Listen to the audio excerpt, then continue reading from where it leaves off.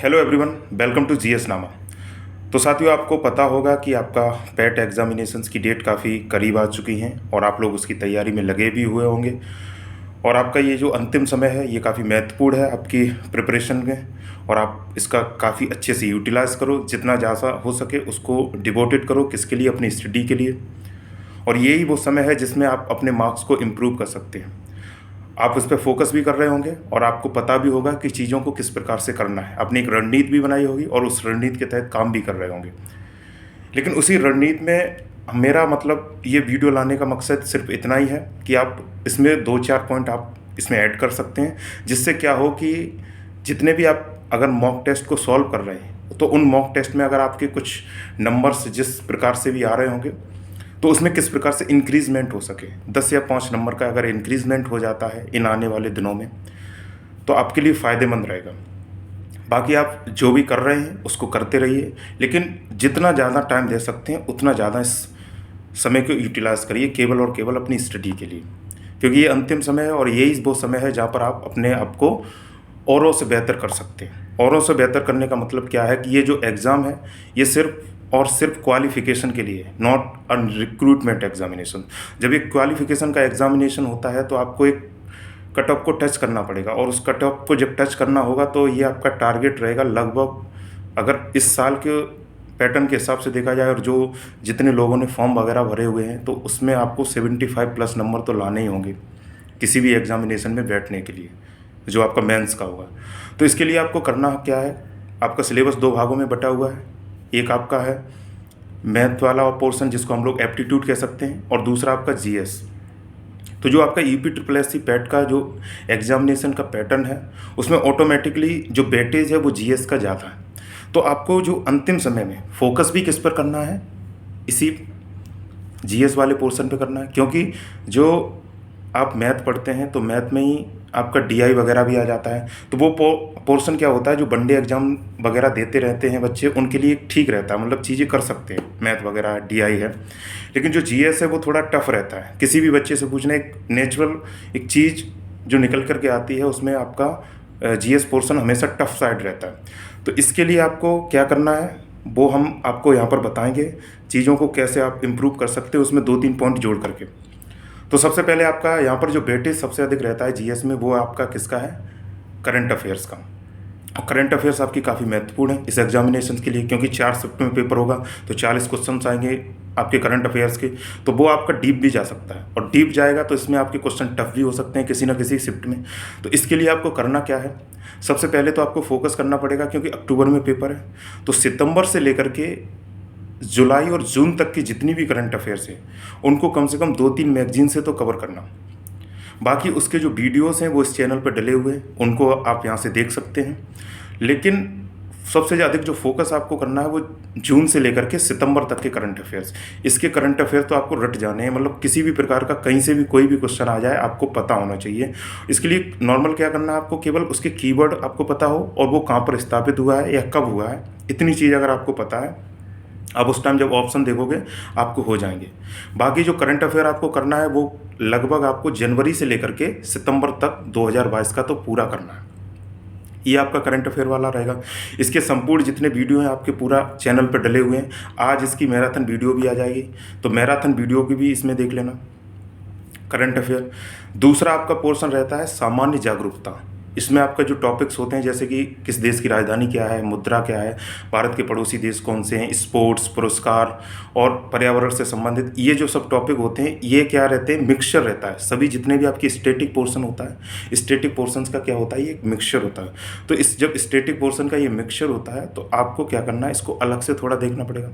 तो अब इसके लिए आपको क्या करना है कि जितने भी जो देश हैं आप सबको तो याद नहीं कर सकते हो, किसी की राजधानी है, मुद्राएं हैं, तो आपका सबसे ज़्यादा फोकस किस पे रहना होगा कि भारत के जितने भी पड़ोसी देश हैं उनको कर लेना, और जितने बड़े बड़े देश हैं आपके जैसे अमेरिका, रूस, कनाडा, मैक्सिको, मतलब अफ्रीका महाद्वीप में जो भी बड़ा हो, यूरोपियन कॉन्टिनेंटल में जो भी बड़े देश हों, ऑस्ट्रेलिया है, अलग अलग जितने भी देश हैं जो बड़े देश हैं उनके तो पता ही होने चाहिए आपको, राजधानी और मुद्राएं, भारत के पड़ोसी देशों के बारे में समस्त जानकारी हो।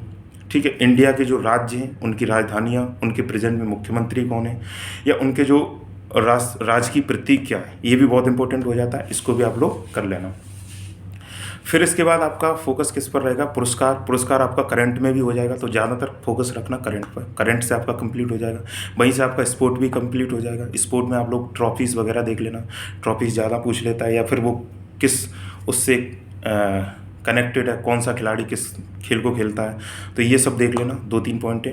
तो सामान्य जागरूकता में लास्ट टाइम में क्या करना, कोई वीडियो वगैरह हो तो उसको ज़्यादा प्रेफर करना, वीडियो से एक मैराथन वीडियो देख लेना, ठीक है। और इस पर 3-4 वीडियो इस चैनल पर भी डले हुए हैं, तो उसको भी फॉलो कर लेना। बाकी एक मैराथन वीडियो ज़रूर देख लेना, इससे आपका कंप्लीट हो जाएगा। इसके बाद आप मेन फोकस किस पर करना है, आपका सामान्य जागरूकता को एक वीडियो से मैराथन वीडियो देख लेना, उससे कवर हो जाएगा। फिर आपका बचता है स्टैटिक पोर्शन। अब स्टैटिक पोर्शन में ये तो कह नहीं सकते हैं कि आखिरी 10 दिनों में आप इतनी जल्दी से रिवाइज मतलब सब चीज़ें कर जाओगे, बाकी आपने पढ़ा तो होगा पहले से, तो जो पढ़ा है उसको ही और अच्छे से करने के लिए आपको क्या करना है, सिर्फ और सिर्फ जो लास्ट ईयर में यूपी SSSC पैट के जो एग्ज़ाम हुए हैं वो तो केवल एक ही हुआ है अभी लास्ट ईयर, उसमें 2 एग्ज़ाम हैं, तो 2 जो पेपर हैं उनके जितने भी क्वेश्चन पूछे गए उनको कर लेना, ये तो एक मस्ट हो जाएगा। इसके साथ साथ आप लोग करना क्या है कि यूपी SSSC के द्वारा जो भी एग्ज़ाम कंडक्ट कराए जाते हैं, जैसे आपका लेखपाल का है, बीडीओ का है, और भी जितने एग्ज़ाम्स हैं उनके जो लास्ट ईयर के पेपर्स हैं उनमें जितने भी आपके जीएस के क्वेश्चन पूछे गए हैं उनको ज़रूर देख लेना।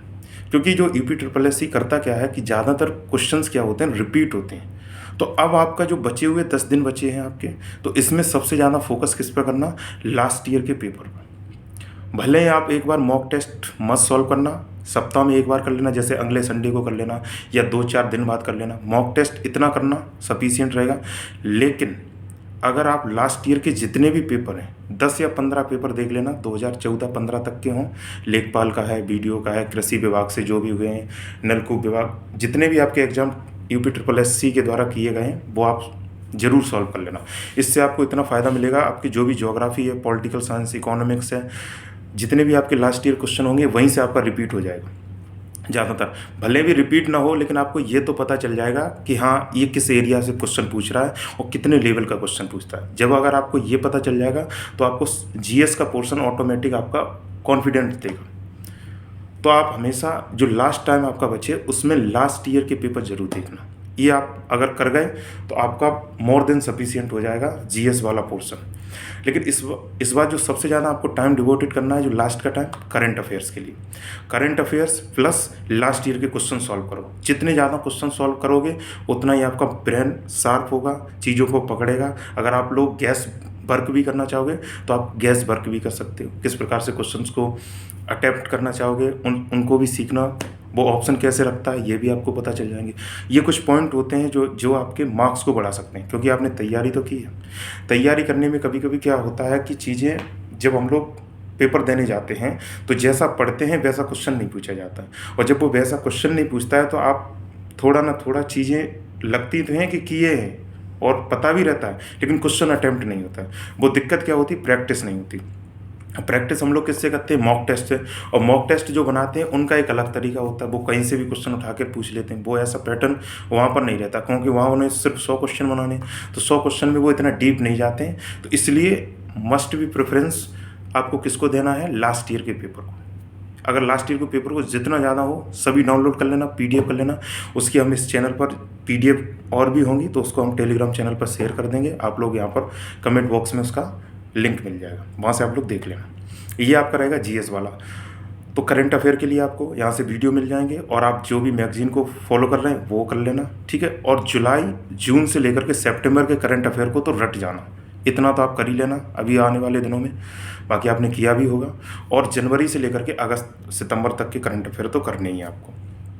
इसके बाद आपको क्या करना है, सामान्य जागरूकता की एक मैराथन वीडियो देख लेना, उससे आपका हो जाएंगी चीज़ें, ठीक है। और लास्ट ईयर के पेपर, ये जीएस वाला पोर्शन रहेगा। अब हम लोग पहुंचेंगे किस पर, एप्टीट्यूड वाले पोर्शन पे। तो एप्टीट्यूड वाला पोर्शन भी आपका कितना रहता है, लगभग 50 नंबर उसमें भी रहते हैं, और ये भी महत्वपूर्ण है क्योंकि जीएस ऐसा रहता है कि थोड़ा टफ साइड रहता है हमेशा से।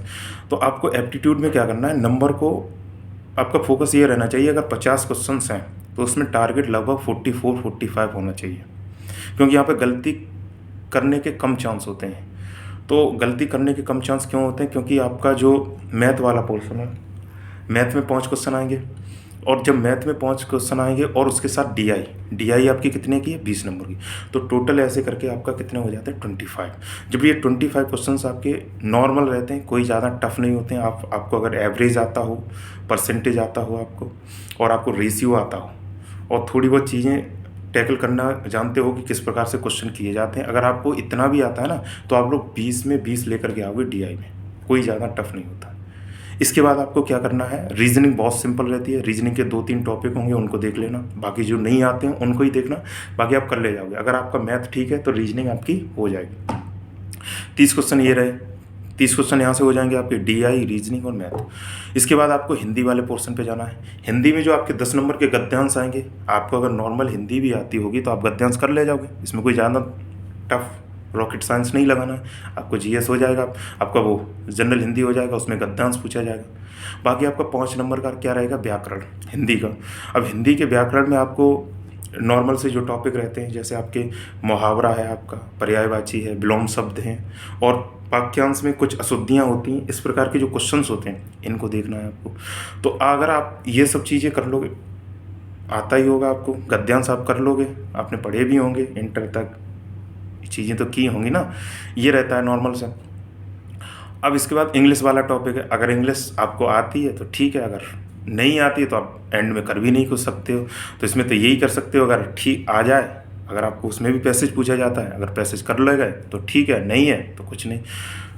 अब उसके लिए ये भी नहीं कह सकते हैं कि आप मीनिंग सीख लो, ये कर लो, ये तो नहीं कर पाओगे ना आप। तो अब इसके लिए क्या करना, 1-2 अगर पैसेज लगाना, अगर आपको चीज़ें बन जाएं, उसको पढ़ना, ज़्यादा टफ नहीं पूछता है, उसके क्वेश्चंस को देखना कहाँ पर ये पूछ रहा है, किस पैसेज में कहाँ पर ये लाइन दी गई है, अगर वहाँ से कुछ चीज़ें कनेक्ट हो रही हैं तो उसको आंसर करके देखना, अगर हो जाए तो बढ़िया। बाकी 2 मीनिंग आएंगी, एंटोनिम्स और सिनोनिम्स आएंगे। तो जो एंटोनिम्स और सिनोनिम्स आपके आएंगे ना, उसमें आपको क्या करना है, एंटोनिम्स और सिनोनिम्स में सिंपल रहा तो ठीक है, आप वो ज़्यादा डीप भी नहीं पूछता है, सिंपल ही पूछेगा। अगर मीनिंग अगर सिंपल सी पूछ ली तो हो जाएगा आपका, ठीक है। तो इसके लिए ज़्यादा नहीं, एप्टीट्यूड आपका अगर नॉर्मल सा आपका माइंडसेट ठीक है, चीज़ें करते हो, मैथ वगैरह समझ में आता है, तो डीआई कर ले जाओगे, रीजनिंग भी कर ले जाओगे।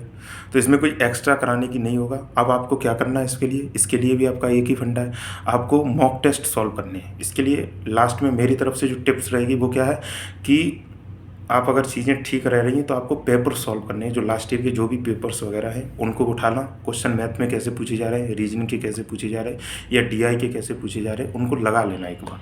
यही आपका काम रहेगा।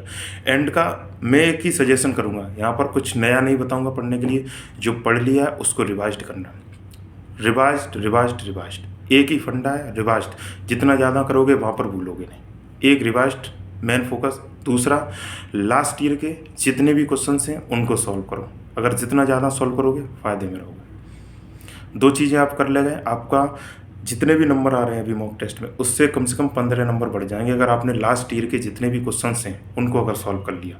ये अगर फंडा अपना लिया, आप लोग आगे निकल जाओगे, चीज़ें आपकी बहुत बढ़िया हो जाएंगी, ये मैं बता रहा हूँ गारंटी के साथ। बाकी जीएस पे थोड़ा ज़्यादा फोकस रखना, जीएस को ही टाइम देना ज़्यादा। अगर आप 8 घंटे 10 घंटे पढ़ रहे हैं तो 6 घंटे लगभग 7 घंटे जीएस को देना, 2-3 घंटे एप्टीट्यूड को देना, और उस एप्टीट्यूड में उस पोर्शन को देना जो आपका वीक है। ये नहीं कि मैथ ही लगा रही हो पढ़े हो, अरे मैथ आता है तो ठीक है, क्यों उसमें लगे रहोगे। रीजनिंग नहीं पकड़ना है, रीजनिंग के 1-2 क्वेश्चन लगा के देखना, आ रहे हैं तो ठीक है, ज़्यादा लोड नहीं लेनी, उसका हो जाएगा, ठीक है। बाकी जीएस पे फोकस, और जीएस में भी आपका करंट अफेयर और सामान्य जागरूकता दोनों 10-10 नंबर के रहेंगे। और स्टैटिक पोर्शन के लिए आपको लास्ट ईयर का यही सजेस्ट करूँगा। बाकी आपका एक रणनीति जो स्ट्रेटजी थी, वो प्रॉपर स्ट्रेटजी की एक वीडियो बनाई हुई है, वो आपकी इसी चैनल पे है, अगर आप उसको भी देखना चाहें तो उसको भी देख लेना। ये लास्ट टाइम की टिप्स हैं जो 10 दिन में आप कर सकते हो। और तो इसमें एक ही सजेशन है कि अच्छे से इस टाइम को यूटिलाइज़ करो, टेंशन फ्री रहो, नो टेंशन, क्योंकि ये रिक्रूटमेंट एग्जामिनेशन नहीं है, क्वालिफाइंग है। और आपका मेन फोकस किस पे होना चाहिए, लास्ट ईयर के क्वेश्चन सॉल्व करने पर, और करंट अफेयर के जुलाई से लेकर के सितंबर तक की करंट अफेयर को रट जाना। ये 3-4 अगर काम आपने कर लिए, आपका स्कोर डेफिनेटली इंक्रीज होगा, बढ़ेगा। और ये मेरी एक तरीके से आपको सजेशन है, आप लोग इसको फॉलो कर सकते हैं इफ़ यू वांट। सो ये थोड़े से टिप्स थे, अगर आपको ठीक लगे तो बहुत अच्छा। धन्यवाद दोस्तों।